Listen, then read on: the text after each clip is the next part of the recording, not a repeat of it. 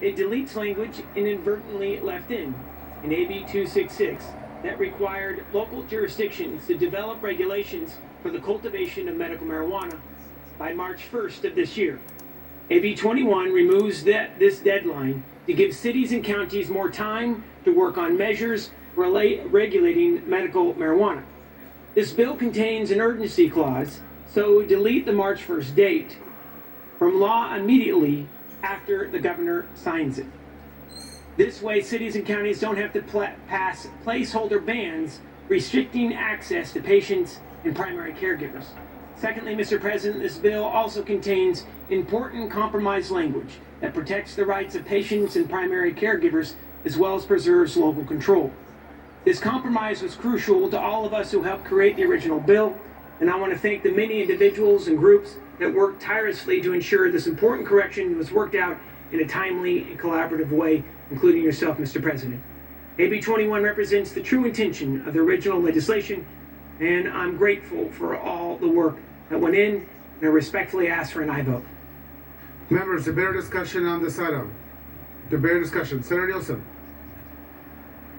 Mr. President, ladies and gentlemen of the Senate, I certainly applaud the enormous amount of work that Assemblyman McGuire has put into this bill. And, you know, he brought some folks in last year and met with some of us, and I tried to be as open-minded as I could. In final measure, after deep personal reflection, I could not be a yes vote. And I will admit it concerned me that there were so many changes in the bill late in the process. Now, in the interim, people have had maybe time to study it, but I trust most of you here on the floor have not studied it thoroughly. And I'm sure that there's not been any more committee hearings on it. But the broader issue, which is what I had to ultimately base my decision on, I just can't accept that this medical marijuana is all good and well unto itself.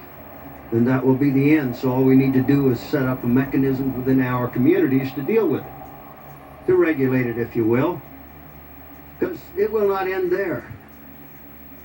The failure of 215s, the failures plural, have been egregious. The promises have been not met. An industry has been created, and abuses have been great. Now, will this solve all of them? I don't know.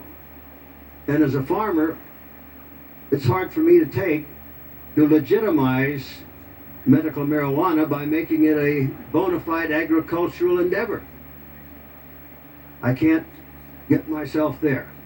Now, that's a personal decision, ladies and gentlemen. As we vote, we have to think about what will be the impact on our children. Will this particular bill be egregiously harmful to them? Maybe not. But what would ensue from this bill? The extensions beyond it, the legislation that will follow this year, the next year, and the year after, and the local ordinances that are going on in every one of our counties. That's what concerns me. So I decided last year I have to draw my line in the sand, and I'll draw it now. I urge a no vote. Thank you. Members, additional debate or discussion on this item? Seeing and hearing none, Senator McGuire, would you like to close? Thank you, Mr. President. I'll make this quick. California voters, the voters, passed Proposition 215 20 years ago. And there's been discussion and debate ever since over the last 2 decades about regulating this multi-billion-dollar industry. Thanks to the incredible work of this body as well as the state assembly and our governor, we passed desperately needed rules and regulations regarding the medical marijuana industry in 2015. Because of this legislation, our communities will be safer and our environment will be protected. And it's important to note there has been 2 committee meetings focused on these fixes since this session was convened back in January. Mr. President, I recommend an aye vote. Thank you. Secretary, please call the roll. Allen. Aye. Anderson. Aye. Bates. Bell. Aye. Berryhill. Aye. Block. Aye. Canella. Aye. De Leon. Aye. Fuller. Aye. Gaines. Galgioni, I. Glazer, I. Hall, I. Hancock, I. Hernandez, I. Hertzberg, I. Hill, I. Wesso, I. Huff, I. Jackson, Lada, I. Leno, I. Leba, I. Liu, I. McGuire, I. Mendoza, I. Mitchell, I. Monning, I. Morlock, I. Morrell, no. Wynn, Nilsson, no. Pan, I. Pavley, I. Roth, I. Runner, I. Stone, Vidak, I. Wachowski, I. Wolk, I. Call the absent members. Bates, Gaines, no.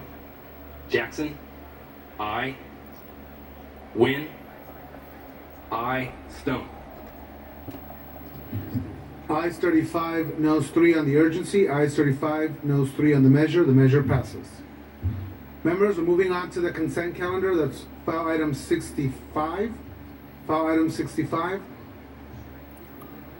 Secretary, please read. Senate Bill 587. Members, is there objection to applying the unanimous roll call on the consent calendar? Seeing and hearing none, ayes 38, no 0. Consent calendar is adopted.